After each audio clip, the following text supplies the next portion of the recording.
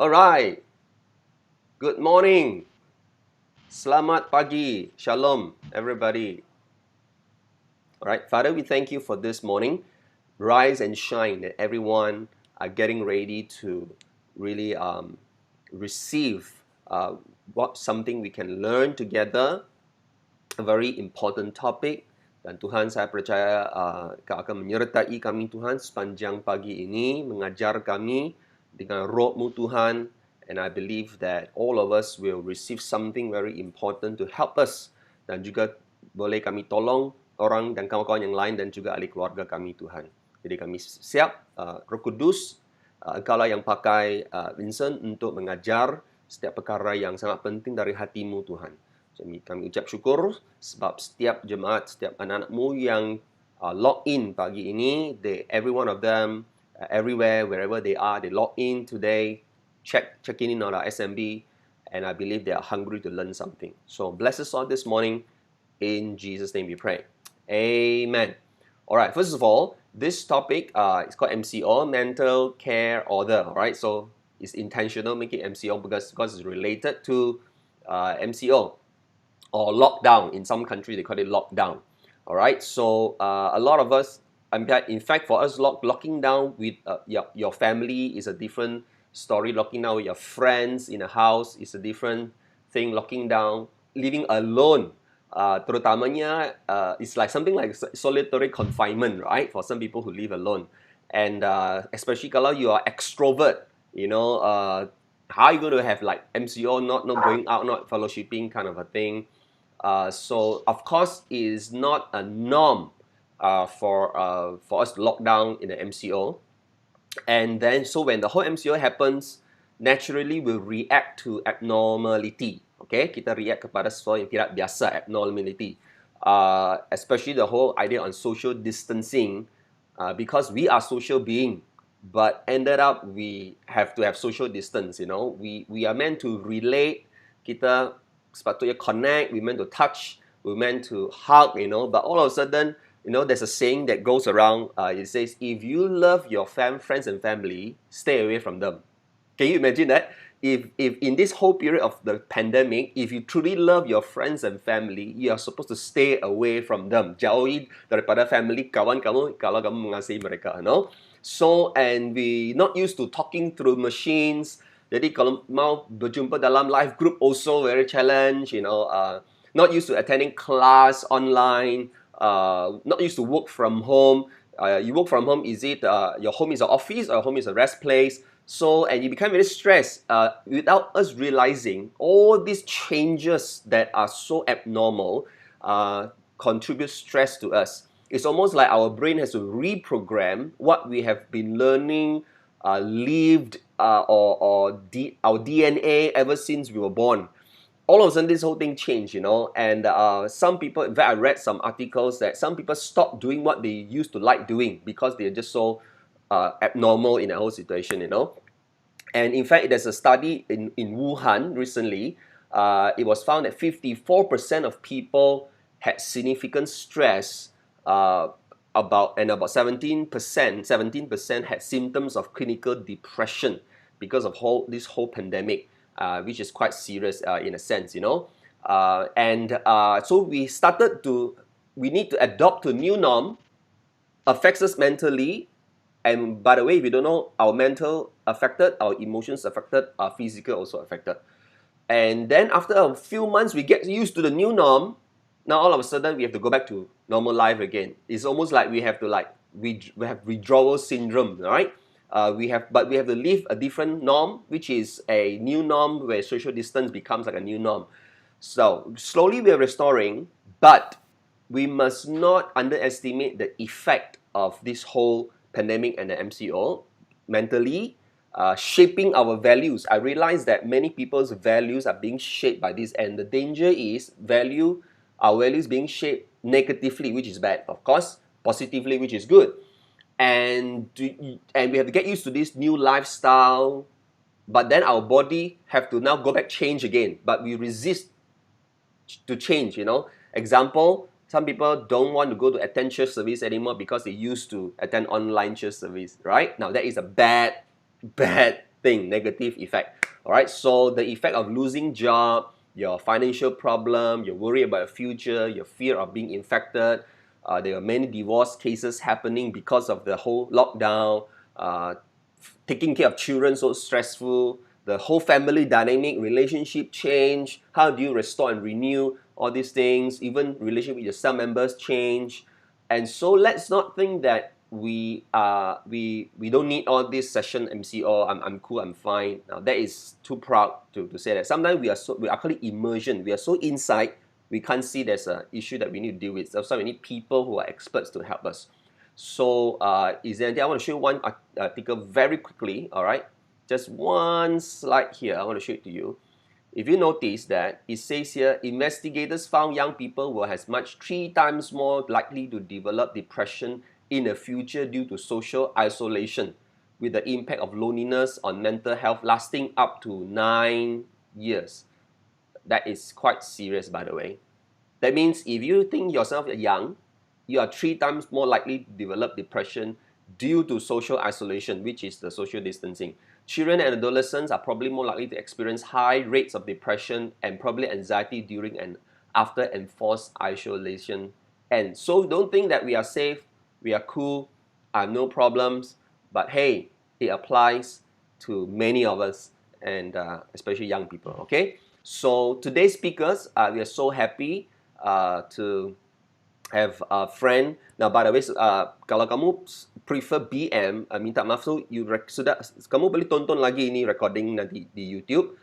Sebab sangat susah kita nak bilingual dengan sepenuhnya dalam sesi topik yang sangat mendalam dari segi mental lah. So it's very hard to use, susah nak bilingual terlalu banyak. So I think we will use most English, a bit of BM.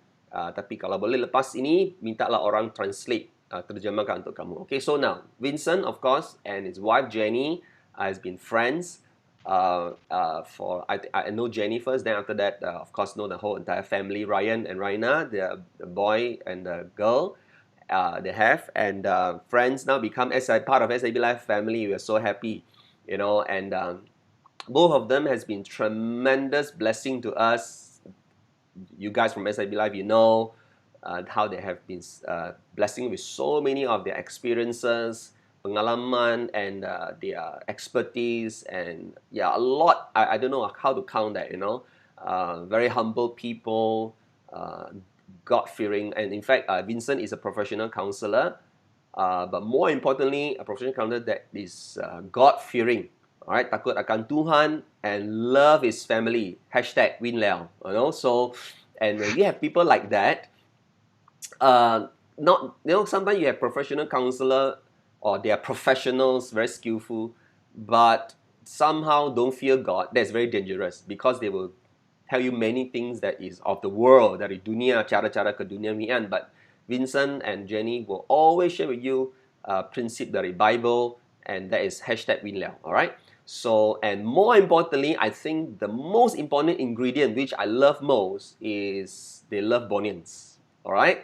They love the Bonians, and so hashtag I love people who love Bonians, you know. So, and that's why so happy to have them here on board with us this morning. I'm sure you will be blessed. So I will be assisting her in some ways, but I will bring him on right now. Okay. So everybody, let's welcome Vincent Lim.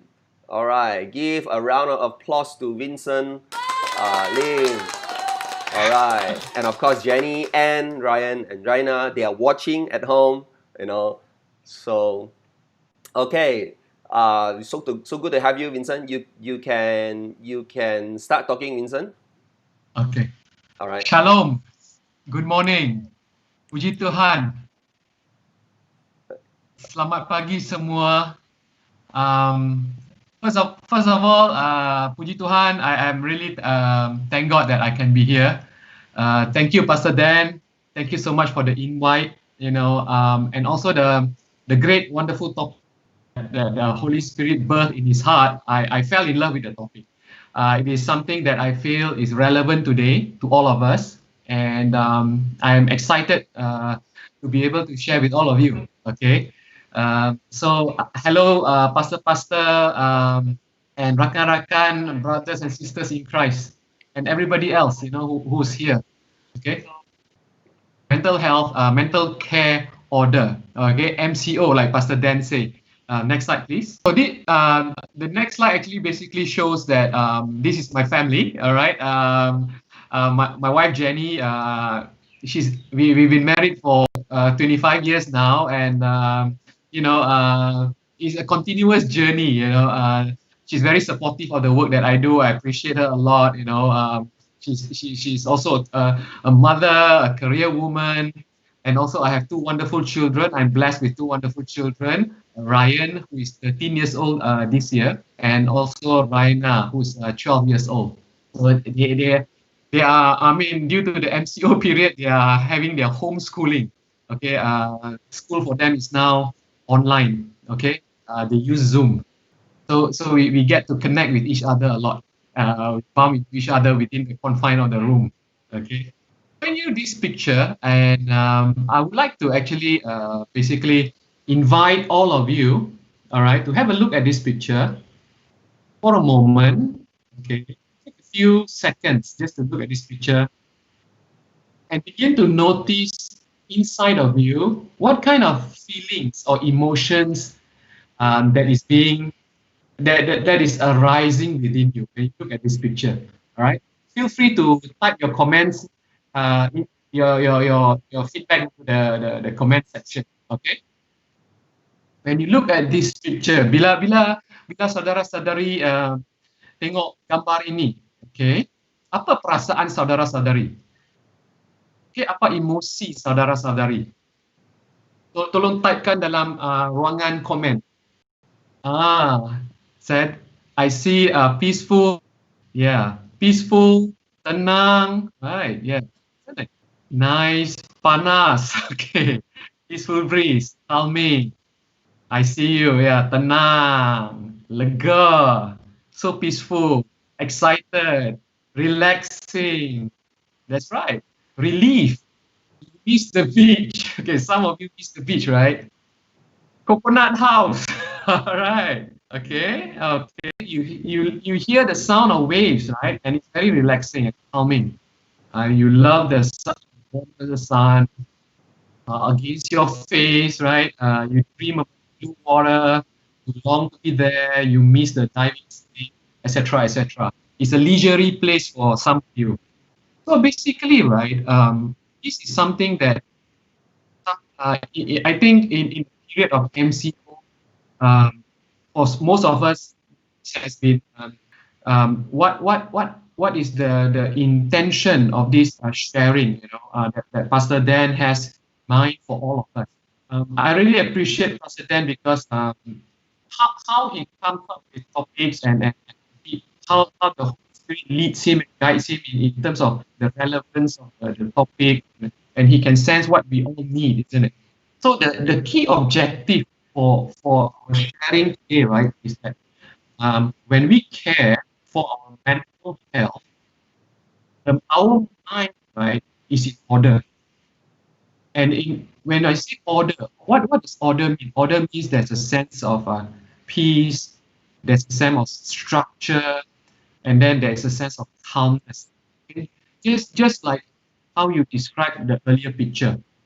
And then when we have order, peace, right, calm, what's inside of us, then that order will begin to flow out into our lives. For me, I always believe that despite the circumstances happening around us, we can have calm, peace of the right kind within us. All of us, whatever happens surrounding us, doesn't affect us so much. We have become more resilient, and that is what I want to bring to you today. Hopefully, I can share a little bit with you in the time that is given, and then what you can actually begin to understand first as an awareness what it's all about that is causing you to feel a certain way, okay, react a certain way, and then with that awareness, right, to begin to be able to make some changes in your outward life. You change inside, and then your life, you can bring it out into your behavior, into your connections, into your relationship.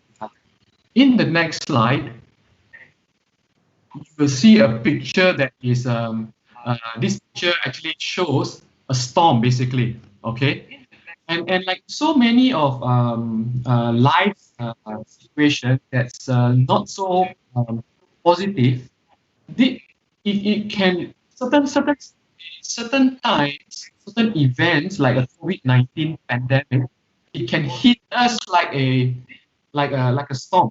Okay, storm that comes unexpectedly, right? When it hits us, it sweeps everything away, destroys everything, right? And struggle against the storm, trying to find a sense of control and trying to find sometimes the meaning of the storm hitting us and people that we love around us. True? And that chaos can be external and the chaos can be internal. All right. External, you can see death, the loss of lives, destruction. And then internally, you know what that is, right? Feelings, the strong feelings. Pastor Dan shared a little in the introduction. Uh, um, Fears, anxiety, sense depression. You see, when COVID-19 hit us, COVID-19 pandemic is not selective, right? It's everybody across ages, whether you're young, whether you are old, whether you are rich, whether you're poor, right? Whether you hold positions, not everybody is basically vulnerable to COVID-19, and that is so. In fact, regardless of religion as well, right? So when it hits like that, all of us, we feel it's normal, right? That we in the next slide, basically what you in this slide you see that okay, with COVID-19 there is actually it comes with death and loss, a sense of loss. Death means okay, people who's affected with COVID-19. You know, some of the people die, right? They die, and then there's a loss in the sense of a loss of identity, a loss of jobs as well for some of us, right? A loss of income. There's so much loss for some of us, right? When we put our identity in our work, right? And when that is taken away, it can impact us very strongly, isn't it? For example, for some of us, one big part of our identity is that successful at our workplace, for example. And when that work can be, what happens? Loss of identity. And with that loss of identity, we lost a sense of self. Okay. And then when we lost that, it can cause us a lot of stress and etc. Okay. Uh, and additionally, right, when this happens, when COVID-19 came, the world governments, World Health Organizations, the Centers for Disease Control, our local government sprang into action, right? They took specific measures, including one of the very big ones that Pastor Dan mentioned early on in the beginning of the introduction, is forced isolation. And isolation is something that is uncommon for us, a lot of us, if not most all of us.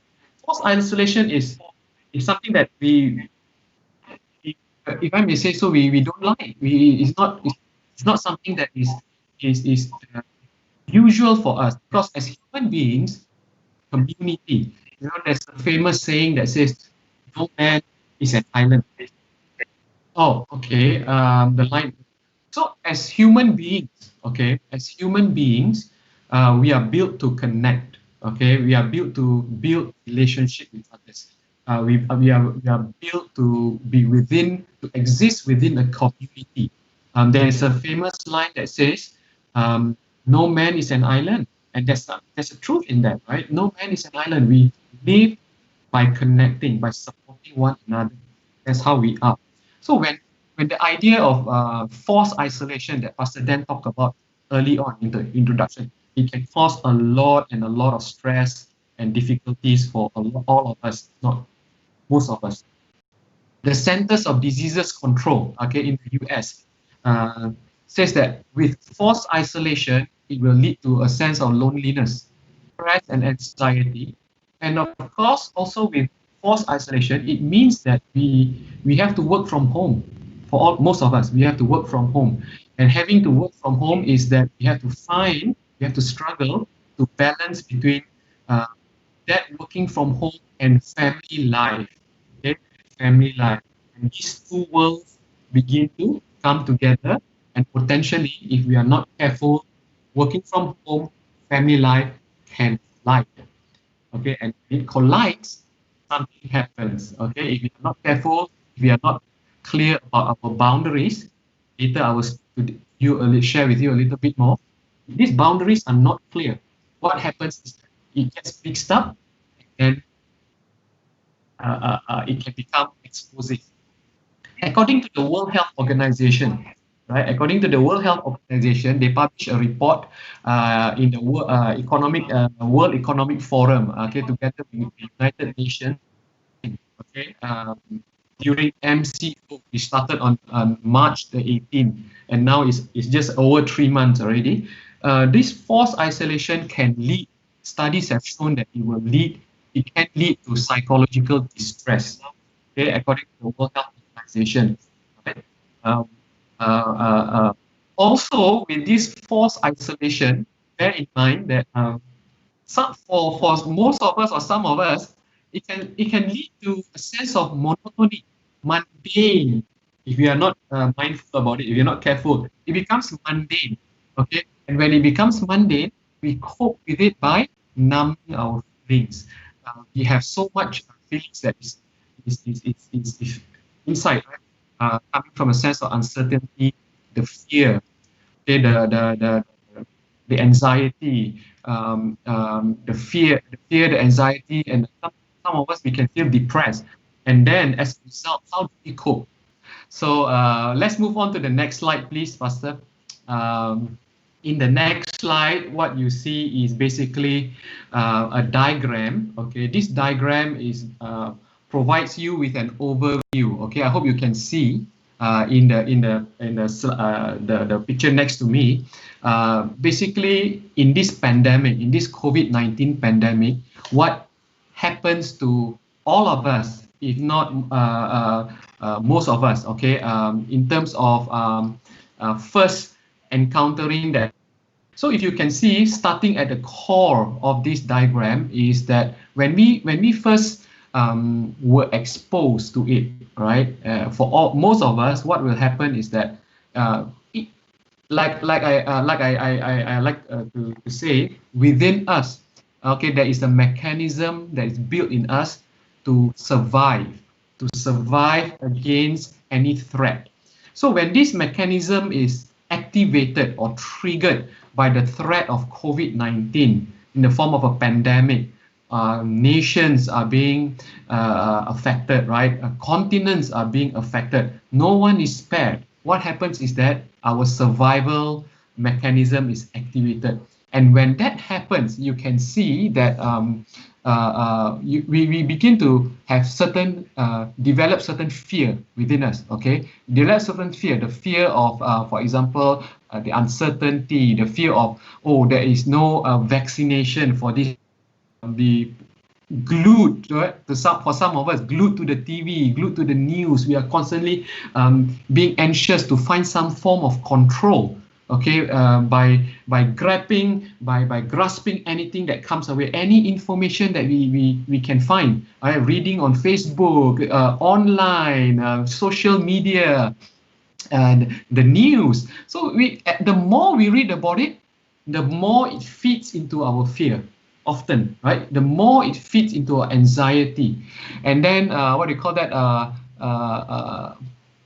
You can see that we become in a way, when all these start to sink in, we become unproductive, and then we can become lethargic. Okay, so the words are a bit small for me, so I'm trying to squint to look at it. And but according to this model, right? According to this model, which is the 3 stages of pandemic response, what we need to take. Okay, thank you, Pastor. In response to the pandemic, right? These 3 stages of pandemic response, the core of it is that we are built for survival. So, as human beings, right? As human beings, let me help you to normalize a bit. According to this diagram, it is normal for us to feel that way. All right, I will tell you again, it is normal for you to feel that way. But the challenge is for all of us, all right, is that we need to grow from that space of the initial exposure, if I may say so, the initial exposure to COVID-19 pandemic, is that we have to grow from that place of survival. That is key, right? So when we first were exposed to that, we may get lonely, we may feel anxious, we may feel depressed.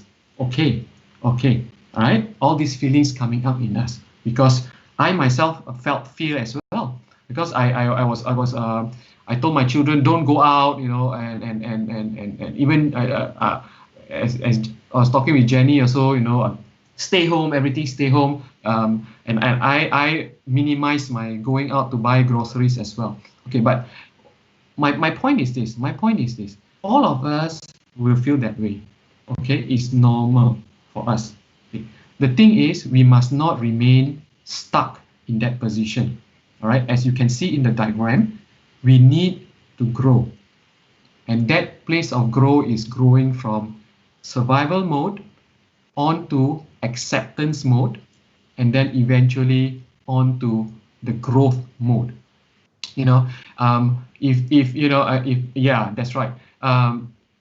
All right, this diagram is key. Okay, yeah, I want to say this, if Pastor can share this to all of us, to all of you, that would be great. This one slide, this diagram is key. It's very important for you to bear in mind. All right, why? Because we must not get stuck in the survival mode. We must grow out of that survival mode to accept what is happening around us, to accept it. And by acceptance, it means, for example, okay, I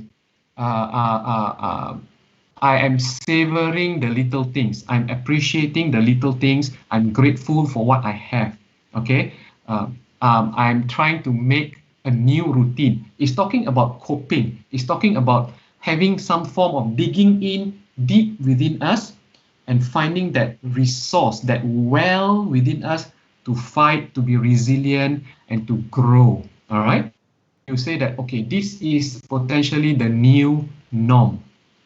All right. When we say that this is a new norm, that means we accept that this is going to be the new way of doing things. This is going to be the new way of existing. This is going to be the new way of connecting, for example, with other people, right? Accept, all right? We cannot remain stuck, all right? It's like sometimes when we get stuck in the survival mode, that means, if I can use a metaphor, it can be like we are stuck in the mud, right? Or sinking sand. If we get stuck in the survival mode, the more we struggle, the deeper we get into that mud. We sink into it. We sink into it. So therefore, I want to encourage all of us to grow out of that survival mode, to get into, to accept that this is going to be our new norm. All right. And when you accept things, you begin to think of new ways to thinking the caps, and then say, all right, how can I do things differently now? Okay, for example, doing church online, but now in the new recovery MCO, I'm looking forward to being back to church again, to be connected to physically in real time. And then from the mode of acceptance, there is the place of growth, right? And when you reach this place of growth, right, this is all about, you're appreciating of what you are having at home. You feel calmer. You begin to get a sense of control, right? You begin to get a sense of control, and you begin to move forward, to reach out to others, to be able to help others. You have a routine in place now, okay? And a routine can mean, later I will share more. A new routine can be, for example, once you have overcome I want to focus on certain important things, right? My new routine is that, okay, for example, you're still working at home, working from home. I have certain boundaries that I set working from home. Right? I don't work because I'm home. I can work until from 8 a.m. until 10 p.m. No. Okay, you begin to segregate working and family time, for example. The lines are no longer blurred. You have certain routines of what to do to self-care, how to connect with your loved ones, and how to even connect with others. A routine. I will spend more time with you on this in the second part of my sharing. Okay. Spirituality as well, of course, right? When you establish, sometimes when we are in the survival mode too much, we may lose sight about our need that God is there for us, that God is with us, right? Because of all these feelings that are inside us, we tend to be so focused on our surroundings. God, that is the sure thing that we have. Okay, so move on. My encouragement is to move on from survival to acceptance to growth. Grow, continue to grow. Don't be stuck. Don't be stuck in the survival mode. For some of us, we may be just wallowing, like that. Okay, yeah, we can move on to the next one. In the next slide, okay, this is talking about love lockdown. Okay, I borrowed this title from a report that I read online. Okay, a summary that I read online, and I would like to share this with you. Love lockdown, because one of the things that is that I'm passionate about is about relationships, and I think Pastor Dan knows this. And relationships can suffer. Okay, in a lockdown situation, in a forced isolation situation. In Wuhan, okay, in Wuhan they did a study, okay,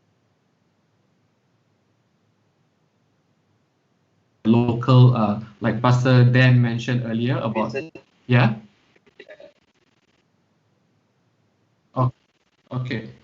In Wuhan, the World Health Organization did some research there, and it was reported, okay, from the local authorities that in Wuhan, which is basically the ground zero of this breaking of this COVID-19, they found out that in terms of the people filing for divorce, okay, after COVID-19 was double, okay, was doubled that was before the pre-COVID-19, doubled. So this forced isolation is really not helping relationships. In fact, it is causing more harm to relationships if we are not careful about it. All right. Now, there are many other reports that I'm sure some of you may know. Reports about an increase in domestic violence.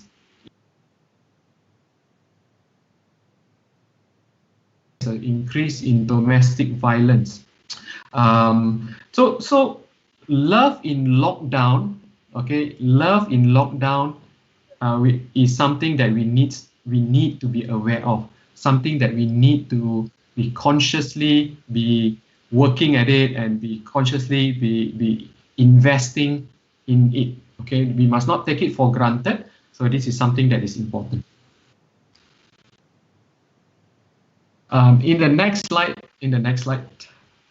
you will see, okay, one of the pictures, a diagram, and in this diagram, I outlined 3 key ingredients, all right, that all of us need to take note of, okay, and these 3 key ingredients or factors, if you want to call it, affects the relationships, how relationships perform in a love lockdown, all right. So in any relationship, okay, these 3 ingredients are important. That relationship perform in a love lockdown. Okay, now number 1 is vulnerabilities that is within each of us, that we bring with us into that relationship. So which means to say, for example, right, for example, in an isolated, in a forced isolation, right, we come together into our relationship with certain vulnerabilities within ourselves, right? For some of us, it may be we may have already some pre-existing mental state that we bring into that relationship. And this can only be increased, okay, in a forced isolation, right? Our anxieties may be doubled than what we were having before. We may be more depressed. So bear in mind that in a forced isolation, we bring this into our relationships.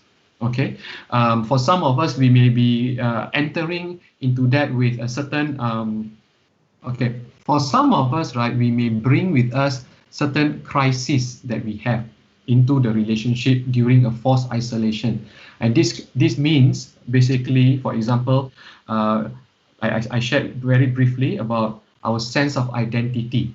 Right? If our sense of identity is in our work, for example, in a forced isolation with the potential loss of income and the loss of job, right? Our identity is being taken away from us. And what happens is that we bring this into our relationship. Okay. Also, some of us, we may have certain addictions, right? Substance abuse or smoking. And when we bring this into a forced isolation, it is going to clash, okay, when we have that interaction within the forced isolation space. And then the second part is that, okay, so that was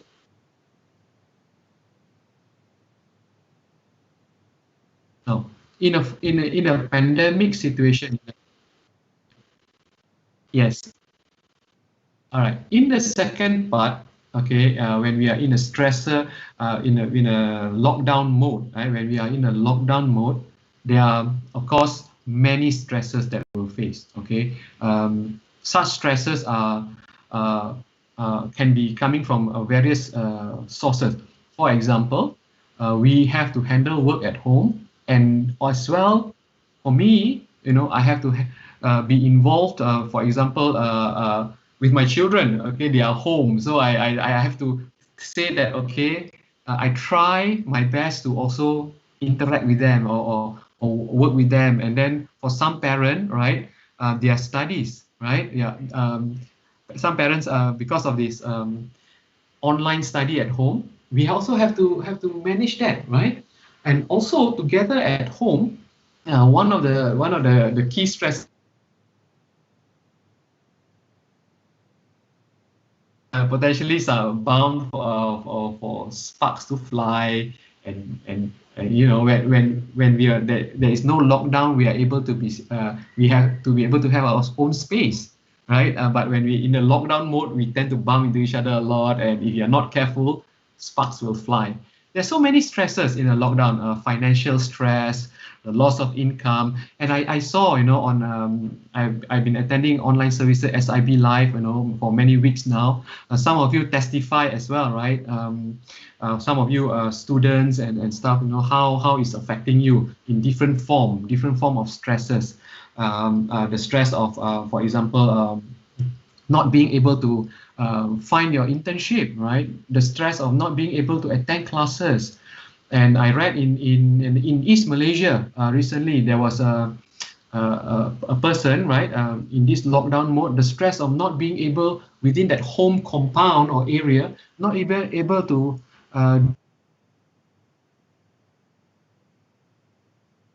as a source of stress as well. So many things. Yeah. Okay. I saw in the news that with another source of stress. For example, in the East Malaysia, there was one girl who couldn't get a strong Wi-Fi, right, and she had to actually venture up further, okay, just because she wants to study for her exam. She wanted to study for her exam, and that's tough. That's a source of stress. So when we talk about relationship, when we talk about it, vulnerabilities is one that we bring into that relationship, and then there's the source of stress coming from our environment. All right, that is brought upon us by COVID-19, by the lockdown itself. Now, the third point, ladies and gentlemen, is adaptations. Now, adaptations basically is talking about the stress that can actually be the yeah, adaptation is about the strengths, okay, the kekuatan, the positive aspect that we bring into the interaction, into the relationship, which will ensure that the relationship is sustained throughout this period of recovery, for example, that will ensure that through this period of forced isolation. Adaptations are basically is talking about, for example, for some people, it is common, I mean, it's inherent that these people have more resilient than other people, right? When life gets difficult, they bounce back faster. They are more, they are stronger in that way, if I may say so, all right? But the point is this: all of us, right? All of us can learn to be more resilient.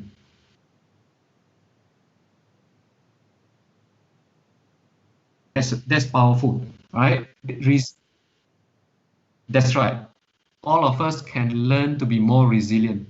Resilient is not something that we are born with, okay? We can learn to be more resilient. So part of that resiliency, if you look at that diagram, right, just now, right, moving from the survival mode into acceptance and into growth, right? Part of that acceptance and growth is that when we are more resilient, we become more resilient by doing some of those things, okay? Within, yes, this diagram, right? When we do such things, we are learning to become more resilient. Are you hearing me? Okay. All right. So let's go back to the diagram just now. Okay. To the 3 points to adaptation. So in adaptations, part of adaptations also is about learning new skills. Okay, to ensure that our relationships love lockdown is to learn new skills. And part of that new skills, which I will share with you shortly, is that when we learn these new skills, when we are aware of these new skills, we can actually apply, which are quite practical actually. We can actually apply in our relationships and therefore be able to strengthen our relationship. Okay, a relationship with our church members, relationship with our family, with our children. It's just something that we can learn. Next slide, please. So now, moving on. All right, moving on. In this next slide, I just want to share with you two things. Very quickly, two quotes that I find very relevant to all of us. Okay, number one, the quote is that couples, right, or in any relationship, in any significant, meaningful relationship, couples fight not because they lack. Is a big word. Intimacy is not just physical intimacy. Physical intimacy encompasses a whole range of intimacy. Intimacy about raising our children. Intimacy, financial intimacy, that means a shared approach to investment, for example, a shared approach to how we spend money. So financial intimacy, raising children intimacy. There is another aspect that maybe some of you may not have heard: aesthetic intimacy, right? How we appreciate things of beauty or value. Some couples appreciate it differently, and it's all called intimacy. But my point is this here, that couples fight not because we lack intimacy, but we fight because we possess intimacy. Okay? It's because both partners have intimacy, that's why we fight. Because if we don't have intimacy,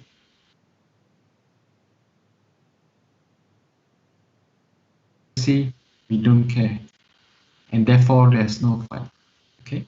It's because of intimacy that we fight. All right.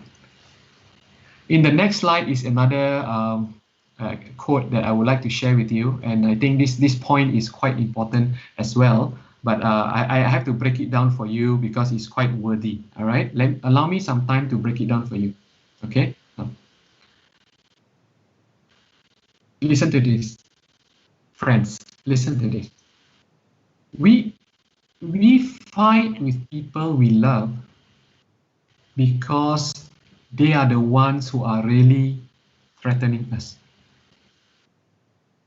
And they are threatening us exactly because we love them and we need them. That's why they are a threat to us. We need them so much. And because of that, right, we are drawn to them. And when we are drawn to them, that's where the fight starts. Why am I sharing this with you? Because I want all of us to be aware. Okay, I want all of us to be aware that it will help us to normalize. If not, we will be blaming each other. We will be, if you are not aware of this, we will be thinking, what is wrong with the relationship? Okay, and that is why I want to share with all of us. We fight with the people we love because they are the ones who are really threatening us, And why are they really threatening us? It's because we love them and because we need them. It's because they are important to us. They mean the world to us, and that is why we fight. It's like a circle, isn't it? Right? And the question is that it's blowing up now during the lockdown, during this period of love lockdown, this period of isolation, because this is the point of time when we need them the most. True or not? When we are leaning towards them, everybody is isolated. When we are leaning to the ones that are closest to us at home, we need them the most. And when we need them the most, it leads to fights. Okay? All right. Let's move on to the next slide.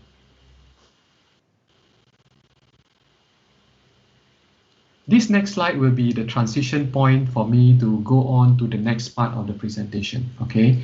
This next slide basically is that, having talked about what can happen, okay, during MCO, during CMCO, and transitioning into recovery mode and eventually the new normal. Having understood, gaining some sense about what can happen to us, and I hope I was able to help you normalize a bit how you're experiencing things inside. This part is, as we continue to grow, as we continue to move from acceptance to growth, this recovery phase, as we move from acceptance to growth in that circle, maybe Pastor, if you don't mind to move to the next slide, please. Okay. So in this new normal, in this recovery phase, right? As we move from survival mode to acceptance mode and growth mode, this is the same picture. But what I'm trying to say is that we have to learn to embrace this new normal. Okay, we have to learn to acknowledge that this is the times that we are living in. Okay, we cannot ignore it. Okay, we cannot have some form of wishful thinking, but we have to ground ourselves that this is our new normal, and this is something that we have to learn to pick, and something that we need to make a new life on. Okay, if I may say so. Okay. We have to learn to make sense of. Okay. And something that we have to learn to make a new life of. Okay, in this next slide, all right, if you all of you can see in this next slide, what I'm trying to share with you is that in talking about couple relationship, all right, when we get into an interaction with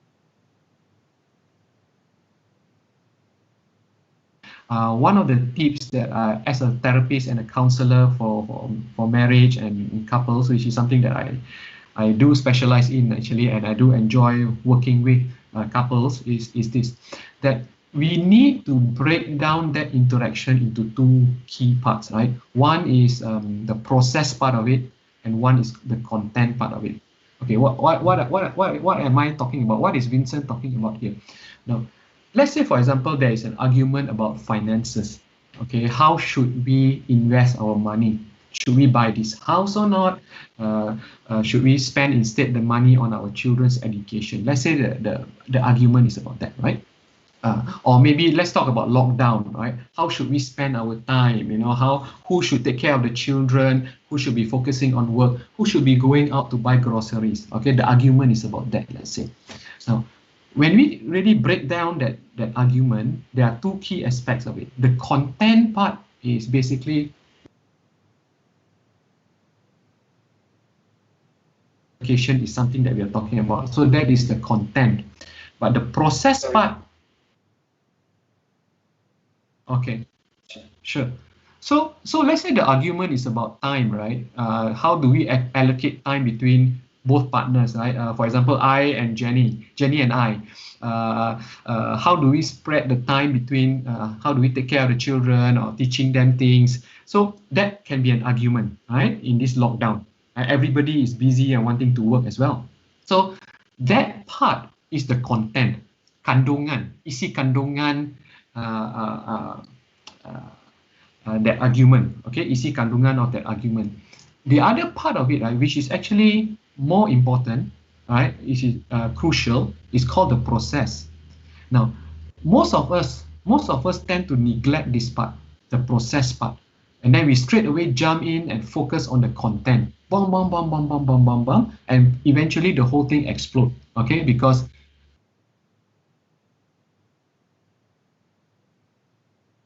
the process part really all about. The process is about how we interact.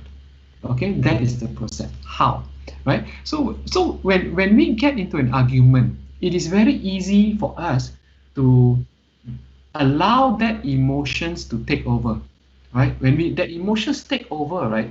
Again, we fall back into that survival mode, and when the emotions take over and we go into that survival mode, what happens is that we don't care about the other person. We all care about ourselves.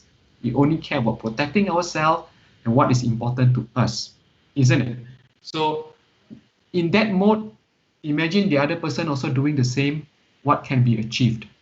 When we want to talk about something, the content, nothing happens. So my encouragement for all of us here is that be mindful first. In a disagreement, it is okay to fight, okay, brothers and sisters, friends, ladies and gentlemen. Again, we fight, okay. It is okay to fight. Yes, it is okay to fight. Yeah, it is okay to fight. It is a sign of a healthy relationship. But the key thing we need to be mindful of is that keep it brief, keep it short. And how do we do that? Is that we focus on the process first. All right.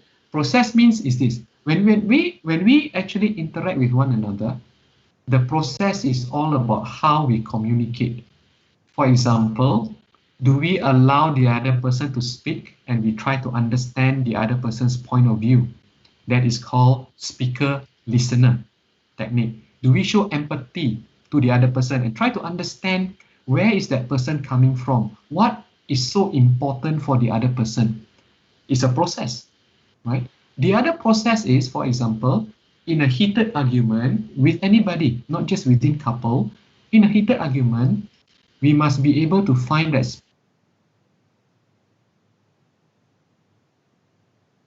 we are not feeling comfortable anymore. We are about to burst forth with some words that may hurt and break the relationship. We need to actually identify that and call for a time out. That both partners agree, and then you walk away to cool down by taking a walk, by going to do some exercise or to go and read, just to relax first. And then you come down, come back together again and engage. Okay? Now, so having some of these very basic things in place, the process of interaction is so important, because when you form the backbone of a proper process, when you throw in the content, okay, for example, the time that I speak of, right? How to allocate time with the children, you throw in the process, the content, no problem, because the process forms the backbone, the foundation to sustain the discussion healthily.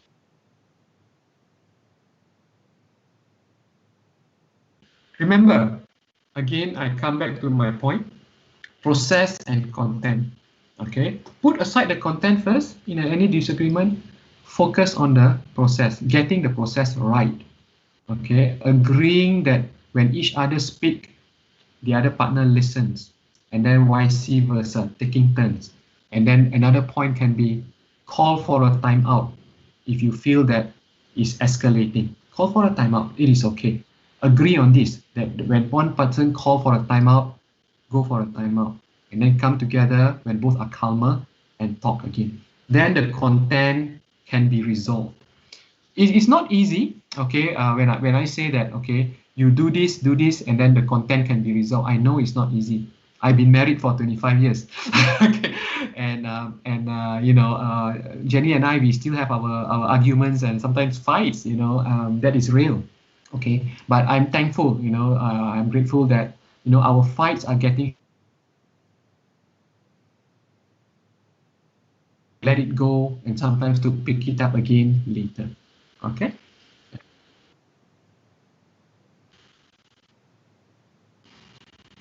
We have learned that as time move on, our fights get shorter and shorter, briefer, right? We have learned to let it go sometimes, okay? Because it's not that important. And sometimes in a marriage, we find that for Jenny and I, it's a matter of sometimes give and take as well, matter of compromise, right? Because we are two very different individuals, but still together we are a team. And together, when we are together, we are stronger that way, especially in a lockdown. Okay. All right.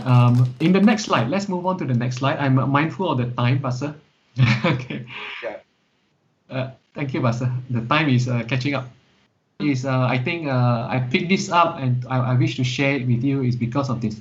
Particularly in a lockdown situation, in a lockdown mode, we are so isolated, and as I shared, we can feel all sorts of feelings coming from a place of fear, so anxiety about uncertainty. Is there going to be, for example, a vaccine? Okay, when is a vaccine going to be found? And all these things.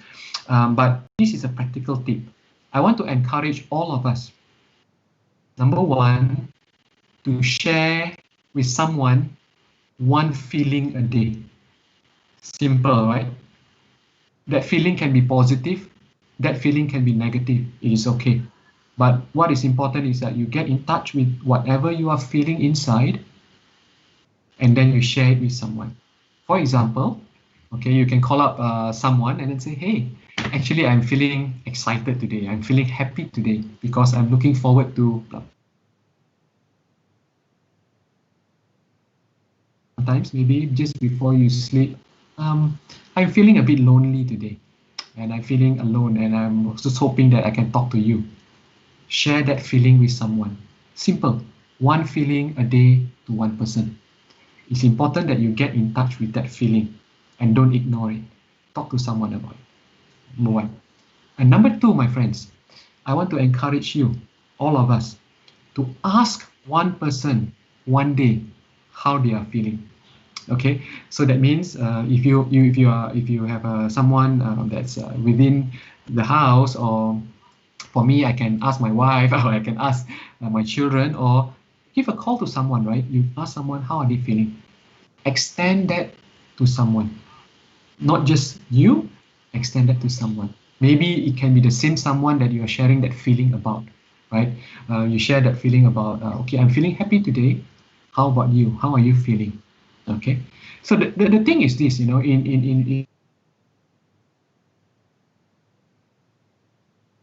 when you are able to be vulnerable with someone, and remember, vulnerability is a strength.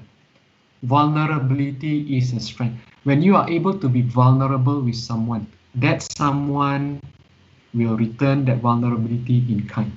He will support, or she will support you, and that person will open up with you as well. Okay, so be vulnerable. Take that courage to be vulnerable. It is okay. Especially to the guys, I want to say this, to the men. Okay, I want to say this. Take that courage to be vulnerable with someone. I know sometimes for men, we tend to feel that, okay, we have to be strong. We have to be, we have that maybe ego, right? But we do feel the same feelings, right? We are also human. Our heart is made of flesh as well. So we do feel that feeling. So share that feeling with your wife, with your close one, share it. Okay? Do that. I want to encourage you. So simply put, simply put, in short, okay, share one feeling with someone, okay, um, and then ask one person a day how they are feeling. Okay, in this slide, right, I want to share with you about connection. I can never say enough, and I will say it again to 1,000 times even, that connection is important. And in this time of lockdown, okay, in this time of a COVID-19 lockdown and forced isolation, it is so important that we find different ways of connecting. Because when we are into this lockdown mode, right, we lose our support system. Okay, what do I mean by saying that we lost our support? Because you see, when we are not in a forced lockdown mode, okay, for example,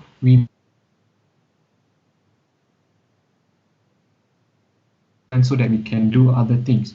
In this forced lockdown mode, we lose our support system, as in our close friends, our cell group members, our connection within the church, etc. Because we are so distant from one another, we lose that support system. And therefore, it is important, and I would like to encourage all of us to try to learn to use some technology to connect.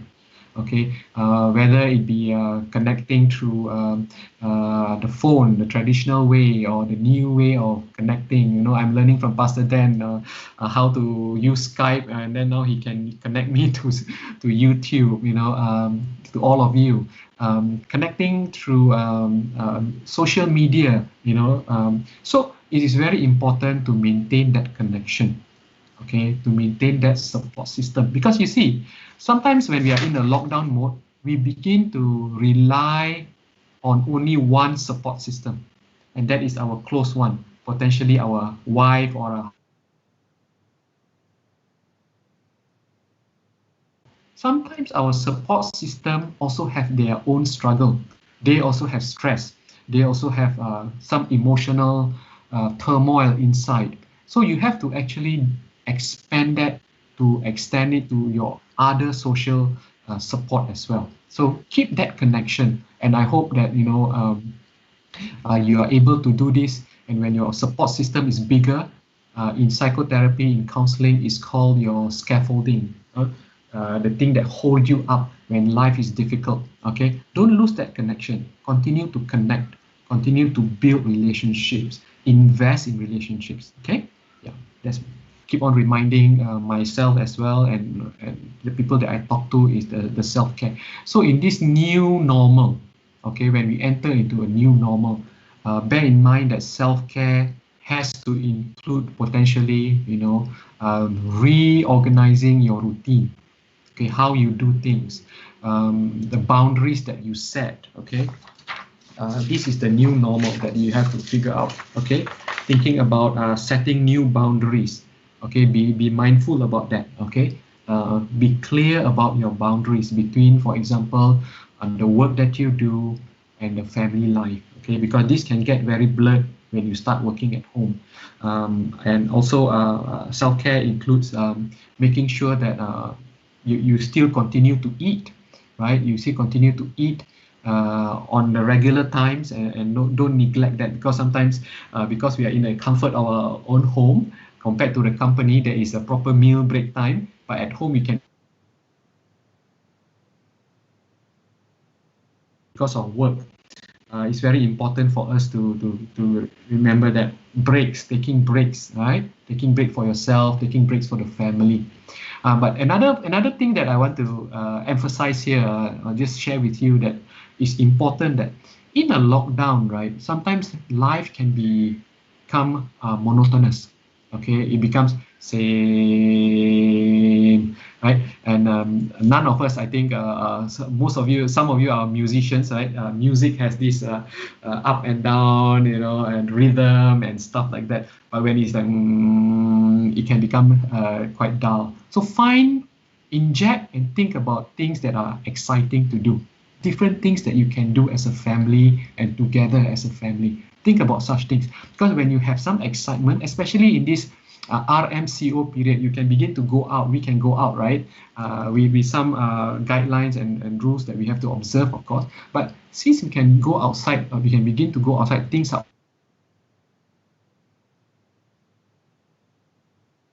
okay, to inject that excitement again, okay, into something that we can look forward to together. Okay, so try to think about that as well. Okay, to break that monotony. Okay, so that's my input for you. Okay, the next slide, please. I think this is the last one. Yeah. Okay. So I've come to the end of my presentation, and wow, I've taken up so much time. Oh, yeah, this is the last slide. Yes. I do not want, this is one of the most important slide, although it's the last. Okay, although it's the last, and this is something that I think I want to stress and to say that, and this is something that we have inside, despite what's happening around us. This is something that we are assured by our Lord Jesus Christ, right? In John chapter 14 and verse 27. And I like to read that for you. Okay, I love reading.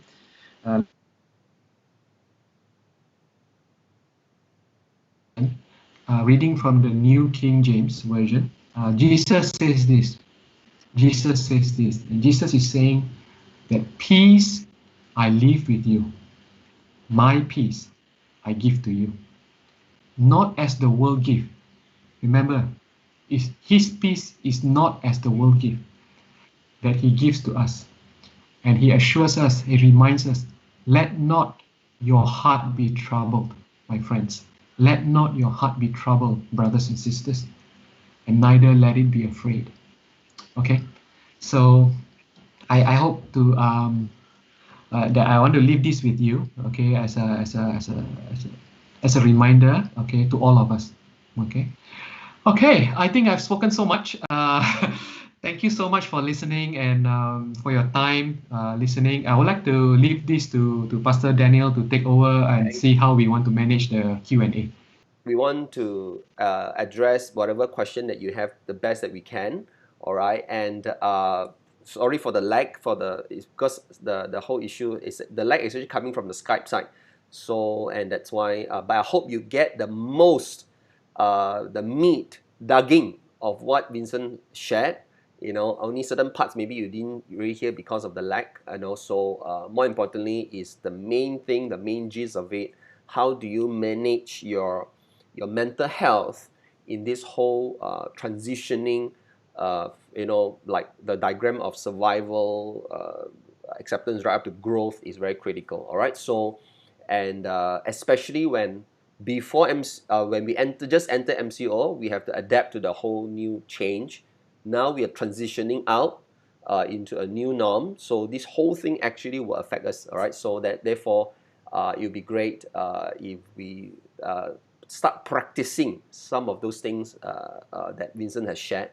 I believe it will really help us. Okay, don't think that because I'm a Christian I won't have these challenges. No, as long as you're a human being, you will face these challenges. All right, but of course the good thing is that we have God. But sometimes also you have God, you don't practice what God teaches you from the scripture also, no point, right? You know, so that's important.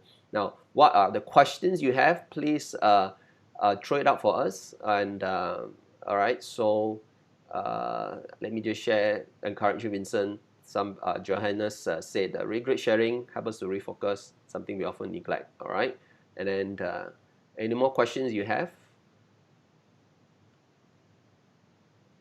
Bring the question on. All right, we are not going to use Slido because I cannot manage too many things, you know, and easy for us also. I can bring the question onto the screen. If I use Slido, I can't. All right. Victor said something. Victor said, it's really insightful.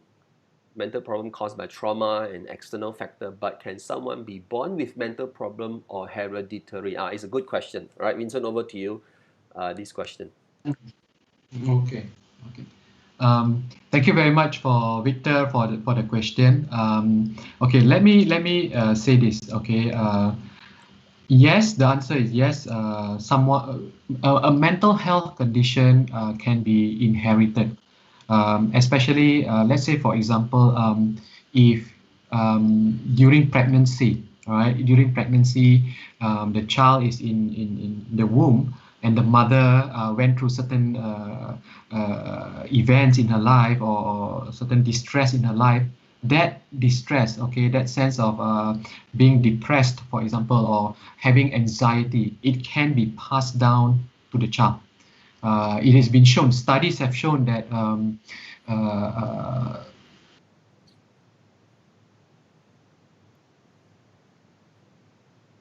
or suicide, for example, Sorry, Vincent, can it you can repeat that actually, line? Repeat the line. Study have shown. Repeat from there. okay, Study have shown. Yeah. yeah, okay. Studies have shown, that families with a history of mental cases or events leaves the individual, okay, the next generation more prone to be exposed to such mental health conditions as well. So what I'm trying to say is, for example, if a family has a history of one or two members being diagnosed clinically with depression, there is a potential, or maybe suicide as well in the family. There's a potential. The risk is higher for the subsequent generation to have it as well, to be exposed. Not guaranteed, but can have. Yeah. I hope I answer your question, Victor. All right. It's great. Another question here from Nathan. Will the change of sleeping pattern affect our mental state? Will a change of sleeping pattern? Okay. Yeah. I, Hi, Nathan. Hi. Okay, I'm not a doctor, all right. Okay, but I have my own clinic. I have my own practice. So basically, a change in a sleep pattern can affect our mental health. Can. Okay, not necessarily will, but can. Why am I saying this? Okay, it is this because uh, when we have a proper regular sleep, there's a certain pattern to it. Okay, that regularity, number one, will give us a sense of stability and consistency. But when a sleep pattern is disrupted, right? When of course it can lead us to potentially to have a lack of sleep, for example, or disrupt our daily routine, because that pattern is all now disrupted, right? Sleeping,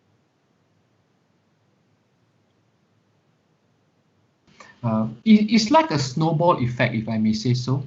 When we lack sleep, or when at first we may not, for one day we may not see it. Okay, so we may think that, okay, oh, it doesn't affect us, but what I when it's over time. Okay, I want to say this: when it's over time, a week, 2 weeks, this sleep pattern disruption will eventually snowball into a mental health issue. Okay, you lacking sleep, or disrupted sleep, there is no routine, it can actually affect us mentally. Yeah. Okay. But Okay. be mindful also about what is, you have to be aware, if there's a disruption in sleep pattern, just begin to take note about what might be causing it. Okay, just take note. Could it be biological? Could it be a temporal work stress, or whatever that may be? Just take note of that. Okay. Question from Esther. Now she has the SOCMAC, Uh, help us, social media help us to connect. I often find absorbing too much more on my mental health. How do we keep ourselves connected with others yet still keep intact with our mental health? I think relation to social media. Okay. All right. Okay. Yeah. Thank you for this question, Esther. Actually, I actually had prepared for this information, but I think I might have, due to time or too much things that is flowing out from up here, I might have missed this. Right.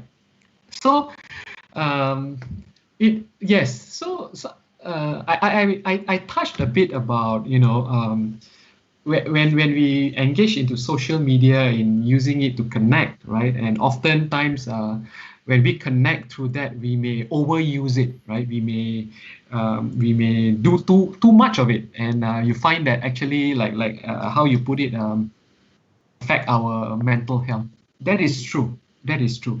You see, when we connect too much on social media, when we connect too much on online, right? Online, especially on social media, we tend to read a lot of sometimes gossip. Sometimes we read about misinformation as well, rumors about the pandemic, the spread of misinformation, and as we delve in deeper and deeper and deeper into such things, it will only cause us more worry and cause us more anxiety. All right, so connecting through social media can be very quick and just finding out about how our friends are doing, or in person, and not about some of the news that is being forwarded and forwarded and forwarded. And I think that is only is going to cause us more distress. And all of us is that when we want to do connection, right? When we want to connect with another person, do it real time. I say this again. When we want to connect with someone, right? When I say we connect over using technology, using the phone, do more of real-time connection. That means you pick up the phone or you use an app to see that person face to face and talk real time, right? Keep to a minimum that connection on Facebook or Insta or whatever. When you go into that person's page to read, okay, there's a high chance that when we do that, we tend to spend too much time into it. And it's not real time. We are not really engaging with the other person, because it is human that relationship is strengthened when we connect real time. There's a eye contact. There is a life coming through that voice, that face that we are seeing real time. Okay, so that is my answer for you, Esther. All right, thank you, Vincent. There's another question from Ame. What can we do for the people who refuse to come out from the survival mode? What can we do? Okay, yeah. Ame, thank you for the question, Ame. I also like this question too. The reason is because number one, you are asking about what can we do, right? And that's so powerful, isn't it? That you want to learn something about how you can reach out to others, and that's so powerful. Okay, that is very, very important as well. As we begin our self-care and we get better at it, we reach out to other people. So your question is, what can we do for people who refuse to come out of the survival mode? All right. For these people, right, I think potential. Okay. Maybe they have been in that way of thinking for so long. Sorry, Vincent, we miss you. We miss you on the part. For these people, potentially what? Yeah. Okay. For this group of people who refuse to come out from the survival mode, right, there could be a number of reasons. One big reason can be, for this group of people, is that they have been in this form of thinking, okay, mode for some time already, even before COVID-19.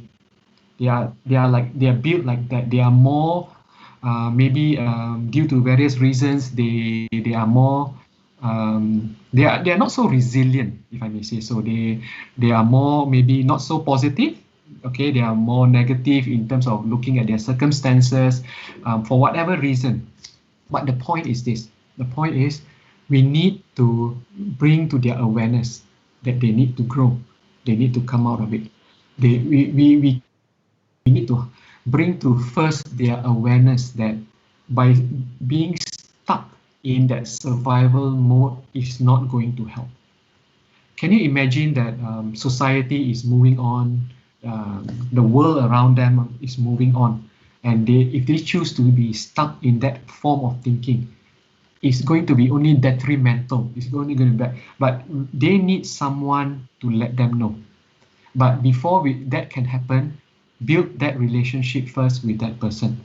Okay, build that relationship by, for example, right, reaching out to that person constantly over time, asking how they are, connect with that person, build that bridge with them, and then you are able to speak and encourage them. Then bring into their awareness that things are different now. It is the new normal, and we have to learn to adapt and to change. Because like it or not, change is here. Change is always here, right? Change is, so in this new normal, to be stuck in that survival mode is not okay. So we have to actually reach out and like you say, if you know of such a person, I would encourage you to extend that helping hand. Show that person that by being in that survival mode only is not enough. Okay, we have to actually pick ourselves up and to get out of it, to come out of it and move into acceptance of this fact of life now, that this is the new norm, and then grow. And growing means learning new things, okay, doing things that we say, okay, this is going to help me in the new norm, and begin to practice. Okay. All right. The next question is somewhat related to the previous one. How is Christian, especially as a church, help people with mental related challenges? Can you give some advice on how do we help or what to say to them?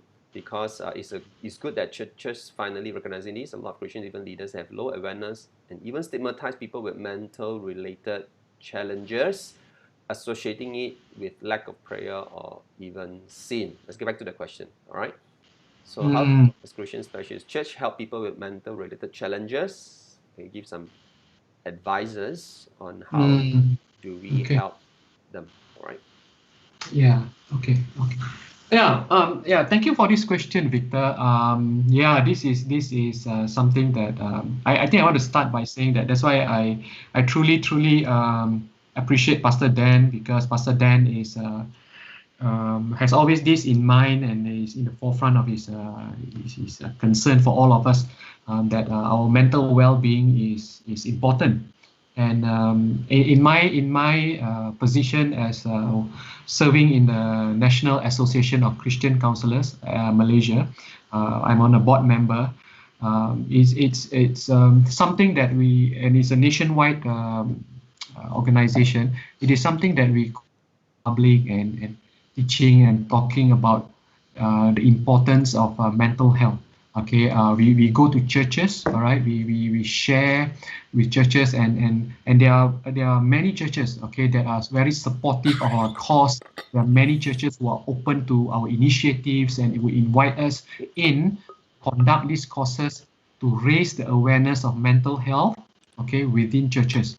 Okay, and these are conducted from, for example, to the core leaders, to the life group leaders, and 20 to 30 people attend, and I myself have conducted such a course in Penang as well, over two weekends and stuff like that.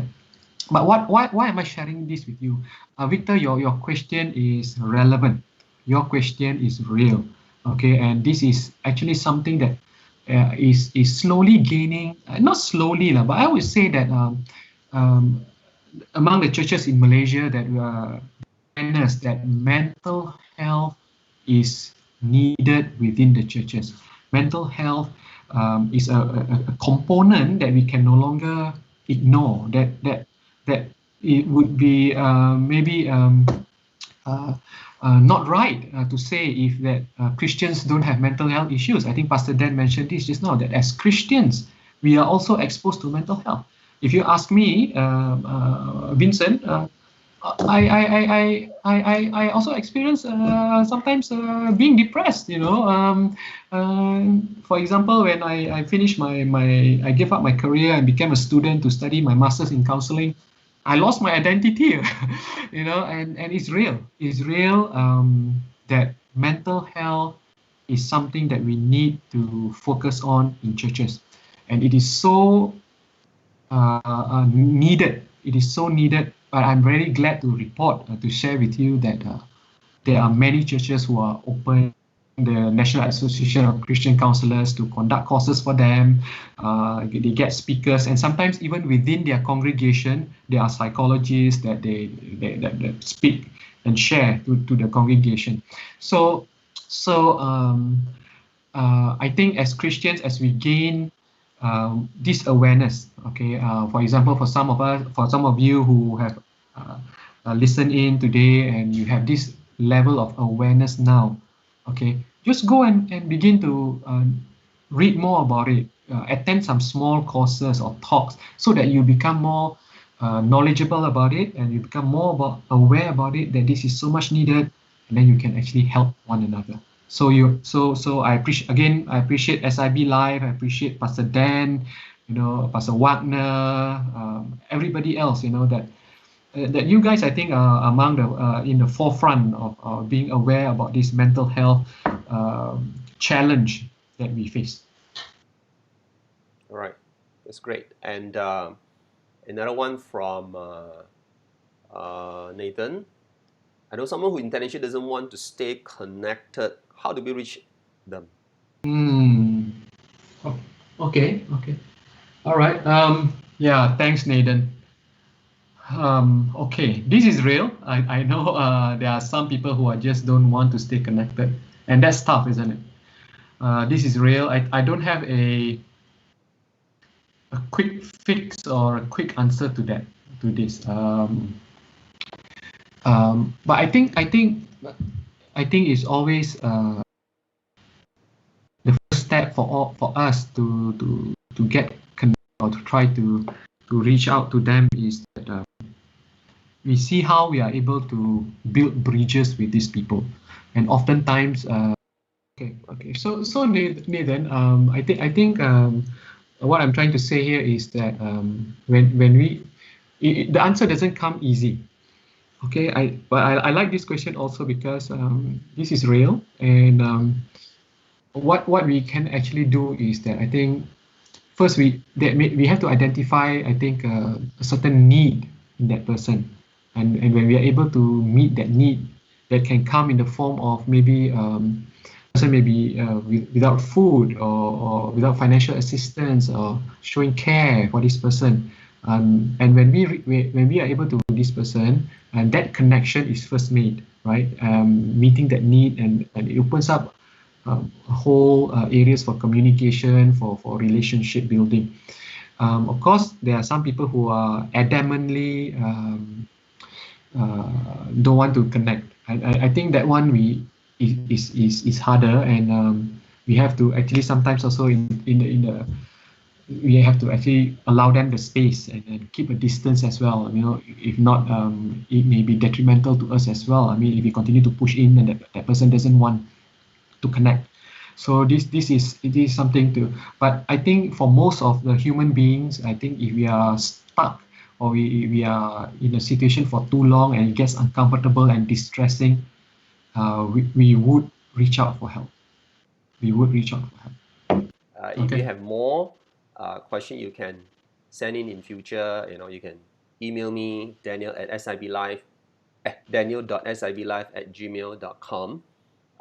So because at 11 o'clock we also have, I don't want to take it too long, 11 o'clock we also have live kids, but more importantly is that I think what Vincent has shared, most of his presentation just now, really it's very helpful, don't you think so? And it's very applicable to many of us. And also some of the question you raised up is also very good, relevant, and I think he has answered it pretty well. So yep, keep on helping one another, keep on connecting, re-watch that whole video again, and pick up that few things and begin to look at how you can practice it. All right. So in conclusion, I just want to show us one quote here from an article that I've read. Okay, and it says here that one thing for sure, COVID-19 will change our lives forever. The lockdown and isolation could be a prelude to what the future holds. It is time we learned to adapt to a new world where social distancing and digital learning are becoming the new norm. All right. So, and I think this particular quote actually from this article, if you're interested, I can share with you. Anyway, there's so many of these article people write about social isolation, social distancing, and stuff like that. And especially when like when I did my opening just now, I said that we are social beings. We cannot not have uh, human interactions, touch, hugs. These are all very important to human development healthily. But with this social distancing, a new norm, I think we are lacking a lot of all this. And when we lack of all this, right, say even when we want to build relationship with people outside of our family circle, somehow it's not enough. Like for example, handshake, a bare minimum of handshake is so important to feel that acceptance, to feel that I welcome you, I'm connecting with you. But when we can't do the handshake, uh, in terms of emotionally, you feel that disconnection one. So therefore, we have to be aware of this potential, in a way, negativism that contributes to the relationship issues. When we are aware of that, then we can be more intentional to continue to build that relationship. So that's why this quote, this particular article was writing about the mental effects, the future challenges that our young people growing up in an environment that social distancing becomes a norm, a new norm, the effects of it. So, but when we are aware of the challenges coming ahead, so we must prepare ourselves to face the challenges. So I want to conclude in this way. So let's help one another. We are a church, we are a family. We are not isolated. Yes, we are in social isolation, but remember, we are not isolated from one another as a family of God. All right. So don't allow this MCO, lockdown, pandemic, social distancing will tear us apart, distance us from one another as a family and people of God. We have one another, all right? So that's my conclusion too. So wherever you have challenges, you feel you have mental challenges, even sometimes you don't feel you have it, but you feel that maybe I need some people to talk to, you always have the family. Because you're away from your Sabah Sarawak family, we are all here, all right? And I'm sure Vincent is also ready to talk to you if you really need to, okay? So thank you so much, Vincent. I hope you're blessed. Let me just close in prayer. All right. Let me just close in a short prayer, and then we will call it a day. All right. All right. Come, let's pray. Father, we thank you for this time. Thank you for Vincent has so willingly take time, prepare, and share with us on this topic. Very important topic. So important. Even Elijah experienced mental health issue, emotional challenged. Even Moses as well, a great man of God, in so much so until they snap. And Lord, we are not exempted from it. And so we are thankful what we have learned this morning. And so we, having aware of what has been happening, is happening, and about to happen, we are thankful that we have gleaned some insights, some handles, how we can face this new norm, the challenges that are ahead, and coming out of even our current situation victoriously as warriors of Christ. Just like the people who went with David into the cave Adullam, they come out of it victoriously, become warriors. And that's our prayer. And we have one another, we have you, God. We are not isolated, even though we are in social isolation. And so we want to commit everyone to you, that you lead us and guide us even in the days ahead, that the church, the people of God, will always thrive because we have Jesus, our Lord and Savior, as our good shepherd. So we thank you so much for this time. Bless our day, bless our weekend. In Jesus' name we pray. Everybody saying, Amen. Amen. All right. Thank you so much for joining us. Thank you, Vincent. Everybody say thank you, Vincent. And I'm going to give a round of applause one more time for Vincent, Jenny, Ryan, Raina. Thank you for sacrificing your Saturday morning. You can No spend time as a problem. family for all of us. We are so appreciative of what you have been doing to us. Okay, so everybody say thank you to Vincent. All right, so thank you so much. All right, God bless you. See you tomorrow during our service. Okay. By the way, the Bye. video will be available. You can watch it again. All right. Bye, guys. Everybody. Bye. Thank you, Vincent. God bless.